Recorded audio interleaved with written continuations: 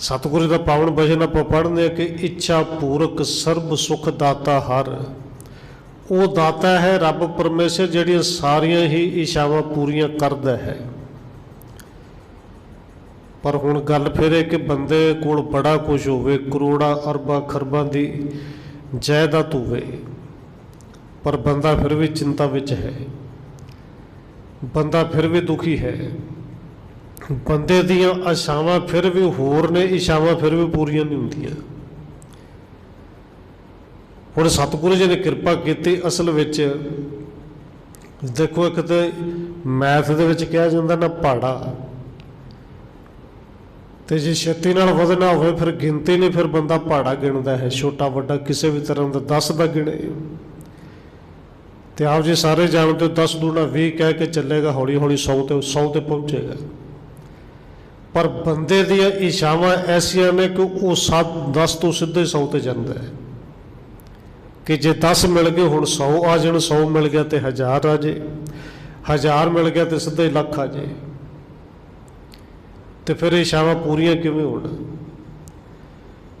हुण संसारिक पहाड़ा है 10 दूनी 20, तो बंदे दे जिहड़े इच्छावां ने वो बंदा कहंदा 10 दा 10 कि जे 10 रुपये दान किते ने, अपने हथों कढ़े ने, गुरु तो आके कहंदा घट्टो घट्ट 100 भी नहीं 1000 दे।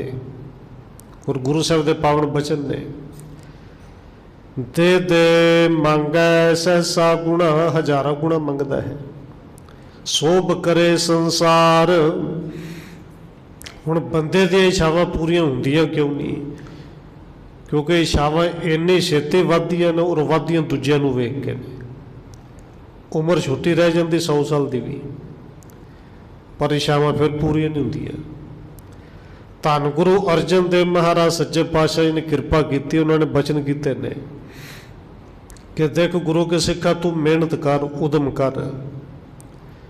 तो उदाहरण सानू इन्नियां सोहणियां दित्तियां, उदम तो करना है, मेहनत तो करनी है। हुण जिमीदार किसान है, मेहनत ही करता है ना जी। मान लो कणक बीजी है जां झोना लाया है, कणक बीज के कदे अज तक किसी जिमीदार ने उस नाड़ नूं छिट्टे ते आप नहीं ना लाए, उन्हां छिट्टियां दे विच दाणे ते नहीं ना कदे भरे। मेहनत कीती, रब आसरे छड्ड दिता कि हुण रब राखा है। वो फिर मर्जी रब दे हुंदे विच दाणे थोड़े पाए, बहुते पाए, पाए ना पाए। कई वारी हुंदा है कि जिमीदार बड़ा खुश, हफ्ता 10 दिन रह गए ने, फसल पक्कण वाली है, पर ऐसे गड़े मार होंगे कि फसल के एक दाना भी नहीं विचों बचता, वटन जो करेंगे कुछ नहीं। क्योंकि ये मर्जी रब दी है। पर गुरु के सिक्खा तू हार नहीं मननी जे तू चाहना कि सारिया इच्छावां पूरियां हो जाण। और सतगुरु जी ने उदाहरण दी ने, इच्छावां पूरियां हुंदियां नहीं। पर क्योंकि जेड़े दाते दी अज गल धन गुरु अर्जन देव जी करते हैं, कहते वो दाता बड़ा वड्डा भी तेरिया सारिया इच्छावां भी पूरियां कर देगा। गुरु दाता वो है। हुण सतगुरु जी ने कृपा की, बंदे कोल बड़ा कुछ है फिर भी दुखी क्यों? और गुरु अर्जन देव महाराज जी के पावन बचन वो सुखमणी साहिब दे विच आपां पढ़दे आ, ते सारे पढ़ के भावें लंघ जरूर जाने, पर वो 2 पंक्ति अपने मन नूं समझाइए जरूर कि जिथे गुरु साहब जी कहते ने मन मूर्ख काहे बिल लाइए, कि मूर्ख मना तू कहदे लई कल्पना है। फिर कहांगे घर छोटा है तां कल्पदा है, जे वड्डा आ गया तो फिर कल्पना घट गई। कार छोटी तां कल्पदा, ते वड्डी आ गई तो फिर कल्पना घट गई। घटदी नहीं, ना मंग घटदी है, ना वो आस घटदी है, ना ही कल्पना घटदी है, कल्पदा रहिंदा है। सतगुरु कहते हैं मन नूं समझा मूर्खा क्यों कल्पना जी? किवें जी? कहते मन मूर्ख काहे बिल लाइए, पूरब लिखे का लिखिया पाइए। तू मेहनत कर, जे तेरे भागां विच तैनूं मिलेगा जरूर। क्योंकि पूरब लिखे का लिखिया पाइए, जो कुछ उन्हें लिख दिता मिलना जरूर है। तू मेहनत कर, ते जे भागां विच नहीं फिर भावें लख मेहनत कर, भावें हज़ारां लखां बाबियां दे कोल जा, भावें जिथे मर्जी नक रगड़, फिर गल पक्की कि मिलना तैनूं कख नहीं। और गुरु साहब ने कृपा की सानू नाले समझाया कि सारिया इच्छावां पूरियां हुंदियां क्यों नहीं जी, तो ये आस पूरी किवें होवे, मन कल्पदा किवें है। असल विच इस करके नहीं कि जो कुछ मेहनत की उनके मुताबिक मिलिया नहीं, कल्पदा तां है कि भरा नूं ज़्यादा क्यों मिल गया, गवांढे का घर वड्डा क्यों बन गया, हाय ये करना से क्यों नहीं होया, ये होएगा कि नहीं होएगा, ये किवें होएगा। सतगुरु कहते हैं मूर्ख मना तू कल्पना, जे भागां विच लिखिया तू मेहनत कर मिलेगा जरूर, तो जे नहीं मिलिया गुरु साहब जी कहते हैं तां भी कल्पना बंद हो सकता है। और गुरु साहब ने कृपा की है, बंदे दी आशावां बड़ियां ने पर मेरा गुरु दाता वो है सारिया इच्छावां भी पूरियां करदा है, नाले कहते ने हुंदियां नहीं। किवें जी, क्योंकि गुरु साहब जी कहते हैं ये एक दुख ते सुख दो चीज़ां ने, ये दोवें रब ने हर एक मनुख नूं दित्तियां ने। ते जे कोई बंदा ये कहे जीवन विच मैनूं कदे दुख आया ही नहीं, जां तो सिरे दा मूर्ख है ते जां सिरे ते झूठ बोलदा है। क्योंकि गुरु साहब के पावन बचन ने ना, दुख सुख प्रभ देवन हार, जे प्रभु देण वाला है इहदा मतलब जीवन विच सुख जिन्ने मर्जी ने दुख भी नाल आएगा।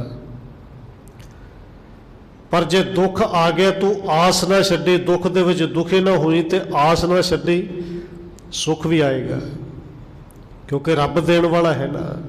हुण इच्छावां असल विच पूरियां होणियां तां ही ने जिद्दन गुरु दे बचन समझ विच आ गए। धन गुरु नानक देव सच्चे पातशाह कहंदे ने जिद्दन बड़ा वड्डा भी दुख आ गया ना, जे तू उदण भी कह दिता कि दुख मैं सुख मनाई, ते सच जानी दुख तेरा विगाड़ेगा कुछ नहीं और दुख कट्टे छेती जाएगा। क्योंकि दुख ते सुख दोवें रब दी दातां ने ना। पढ़दे भी सी रोज़ कि कित्या दुख भूख सद मार। हुणे दुखों बारे क्या है ना, बड़ी भुख किसी नूं मिल जाए, बड़ियां मारा पै जान, बड़े दुख आ जान।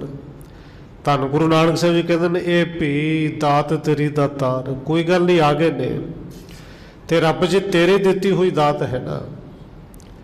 हुण गुरु साहब जी कहते हैं जिद्दन मन नूं ये समझा लेंगा कि मन मूर्ख काहे बिल लाइए, पूरब लिखे का लिखिया पाइए, दुख सुख प्रभ देवन हार, अवर त्याग तू तिसे चितार।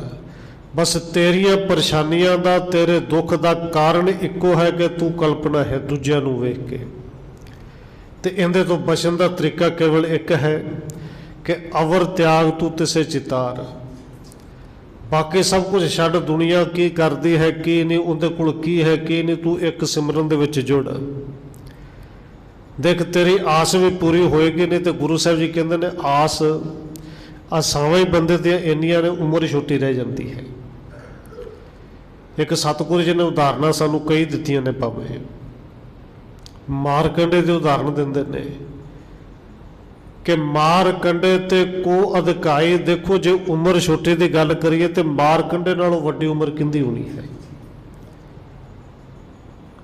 वो तो कहते ने सब तो वड्डी उम्र वाला मन्निया गया, पर आशावां तो सारियां उन्दियां भी पूरियां नहीं हुई। सानू सतगुरु जी उदाहरण देंदे ने आम बंदियां दी नहीं, कहते उस दुर्योधन वर्गे तो पता नहीं होर किन्ने कि जिन्हां दे सिर ते 12-12 कोह तक छत्र झुलदा है। और छत्र झुलण का मतलब अर्थ की भाव अर्थ की सी जी कि इस कुरुक्षेत्र की धरती ते जदों महाभारत होया तो ये जो गुरु साहब ने बचन कहे ने उन्होंने भी मनौत है। 12 कोह तक दुर्योधन की कली सेना सी जिहड़ी फैली हुई। 12 योजन, एक योजन 4 कोह दा है, ये कह दिए कि 48 कोह, जे किलोमीटर च कह लिए 60 किलोमीटर के करीब। एडी वड्डी सेना, एडा वड्डा जिंदे सिर ते छत्र झूलदा सी। सतगुरु जी कहते आशावां तो उन्दियां भी पूरियां नहीं हुई भाई, की कमी सी उहदे कोल कि समा इवें ते आया वो इल्ला भी खा खा के रज गईयां। उन्हां दी देह जिहड़ी इल्ला ने भी नहीं खाधी, अध पचेती खा के वो भी छड्ड गईयां। सतगुरु जी उदाहरण देंदे ने आम लोगों के कि रावण जिहड़ा जिंदे कोल सोने की लंका है, सोने के भांडे ने, सोने के भांडे च खांदा है, सोने की सेज है, कमी तो कोई नहीं ना। पर जे आशावां पूरियां की गल करिए तो उनकी आशावां किहड़ियां पूरियां होईयां जी, इच्छा लैके मर गया ना। फिर सतगुरु जी ये इच्छावां साडियां भी पूरियां नहीं होणगियां। धन गुरु अमरदास महाराज जी ने कृपा करके सानू हौसला भी दिता, समझाया भी, भाई सिखा सच्चे तेरियां सारियां इच्छावां पूरियां हो सकदियां ने।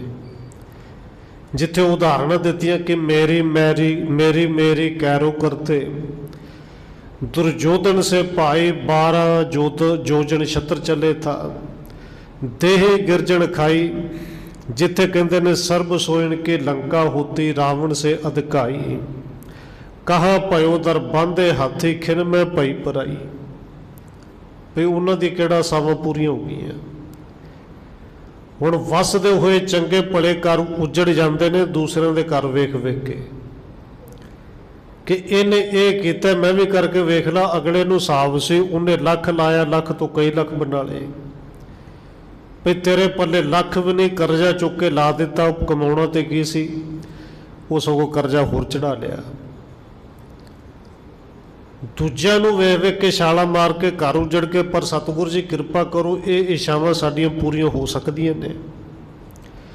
ते धन गुरु अमरदास महाराज जी ने कृपा की है, इच्छावां पूरियां हो सकदियां ने। पर जिहड़ा रस्ता है ना वो रस्ता सीधा होवे। देखो बंदे ने मंजिल ते जाना होवे, मान लो अमृतसर साहब असीं जाना है ते रस्ते असीं दिल्ली दे पै जाइए, फिर भावें अंबाले वाला सीधा वड्डा जीटी रोड फड़ लिए कि फटाफट पहुँच जाना है। फटाफट के फिर तू 4 घंटे चल, 10 घंटे चल, सारी उम्र चलता रहो। तू दिल्ली ते पहुँच जाएगा, तू अगे जाके इंडिया के सिरे ते पहुँच जाएगा, तू महाराष्ट्र पार कर जाएगा। पर हकीकत है कि अमृतसर नहीं आना, क्योंकि मंजिल ही गलत, मंजिल का पता ही नहीं लग्या, रस्ते गलत फड़ लिया। इच्छावां पूरियां तां नहीं हुंदियां क्योंकि बंदे ने रस्ता गलत फड़िया है। और धन गुरु अमरदास महाराज जी कहते हैं तू गुरु के शरण में आ, गुरु तो ने कैसा सीधा रस्ता दसेगा, सारियां इच्छावां भी पूरियां होणगियां। और किवें? धन गुरु अमरदास महाराज जी का पावन बचन आपां रोज़ पढ़दे कि साच नाम आधार मेरा, जिन भुखा सब गवाइयां। जदों सारिया भुखा अंदरों गवाच जान, भुख किसी तरह की रवे ना, जदों नाम नूं आधार बना लिया, फिर नाम नूं जिन्हां ने आधार बनाया ना, वो कहते ने जे भुख देह तां इत ही राजा, दुख विच सुख मनाई। फिर ये परेशानी, ये डिप्रैशन, ये चिंता तेरे जीवन में कदे आएगी नहीं पाई। तू सीधे रस्ते ते चलते सही, नाम नूं आधार बनाते सही। फिर गुरु साहब जी कहते इच्छावां पूरियां होणगियां, क्योंकि जदों इच्छा कोई रवे ना, जिन्हों गुरु साहब जी कहते हैं साच नाम आधार मेरा, जिन भुखा सब गवाइयां। तो जदों भुखा गवा जान फिर कहते हैं कर शांत सुख मन आए वसिया, जिन इच्छा सब उपजाइयां। सारिया इच्छा भी पूरियां होणगियां। मेरा दाता गुरु वो दाता है कि जिहड़ा सब तो वड्डा है और एक है, तेरिया सारिया इच्छावां भी पूरियां करेगा। और नाले गुरु साहब जी कहते हैं